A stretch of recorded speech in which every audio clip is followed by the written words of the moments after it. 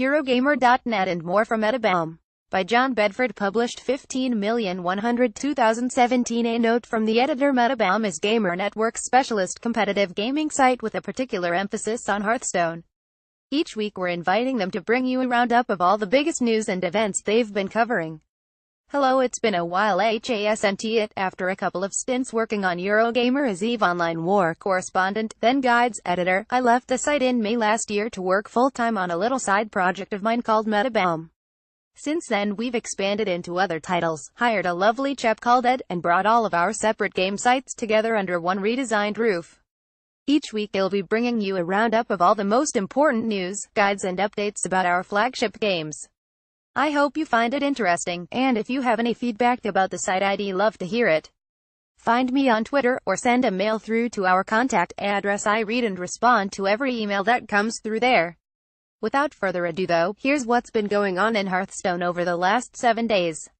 Has Hearthstone's arena been neglected so much in the Frozen Throne expansion that it's effectively broken in the current meta? Popular streamer Kriparian argues that Blizzard's focus on constructed play sees the mode unavoidably suffer, and while fixes after the fact are always welcome, more should be done to proactively prepare the mode for each new card set.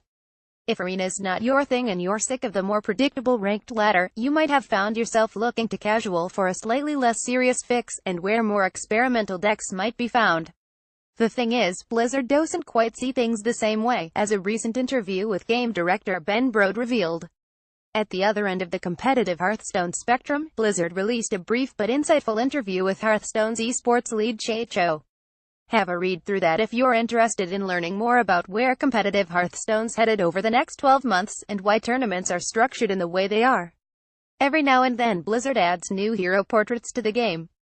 These purely cosmetic additions allow players to customize their Hearthstone experience a little, but the upcoming Warlock portrait has caused quite a backlash in the community. Not only is it tied to participation in a fireside gathering, it's also region-locked as well. We'll see if Blizzard softens on this as the promotion approaches.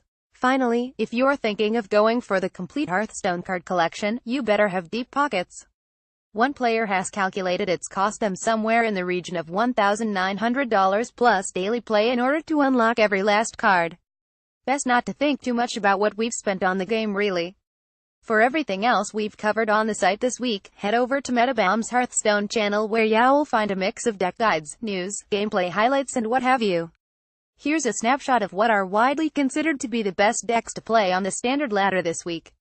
Each one of these articles contains a bang up-to-date deck list and a guide to playing it, so dive in and see what takes your fancy. 1.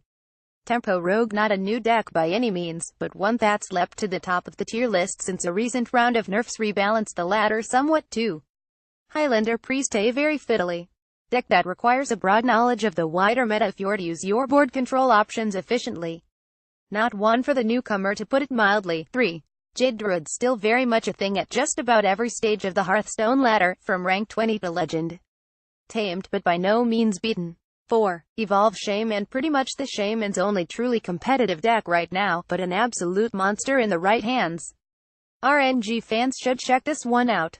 5. Murloc Paladin. The changes to Murloc Warleader have taken a little of the edge of this deck, but it's still a very solid performer. 6. Zoo Warlock. Zoo is back. We've long argued that a Hearthstone meta without Zoo is not a healthy one, as a budget version of the deck has so much to teach the new player. 7. Aggro Token Druid. If you can't stomach another match with Jade Druid, then there's an excellent, aggressive token deck you can pilot instead. 8.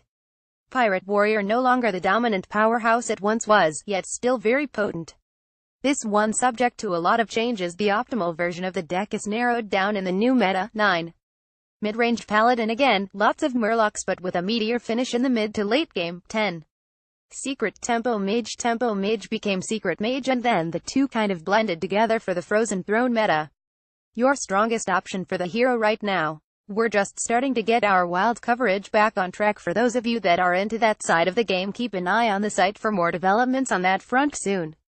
Although things are somewhat quieter for Overwatch in 2017, it's been a busy week for the game as a new seasonal event kicks off. The big news this week is the return of the much-loved Halloween Terror event, which began on Tuesday evening and runs until November 1st. Junkenstein's Revenge returns to Overwatch, along with a new legendary difficulty setting, which you're going to find pretty hair-raising, to be honest. There's also a new endless mode to get stuck into as well, while there are of course plenty of new skins to unlock too.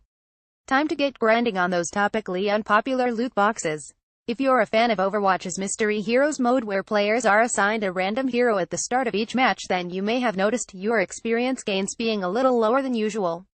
All working as intended apparently, and you'll now receive 10% less experience while playing in this mode.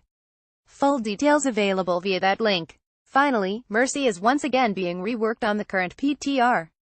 How much of this will make it into the live game is yet to be seen, but she's now got a new slingshot mechanic to play around with, as well as an enhanced resurrect while her Valkyrie ultimate ability is active. How this is going to solve the problem of her currently being a must-pick is anyone's guess. We'll be back with another update next week, but if you'd like to find out about all this stuff as soon as it's published, make sure you follow us on Twitter and Facebook.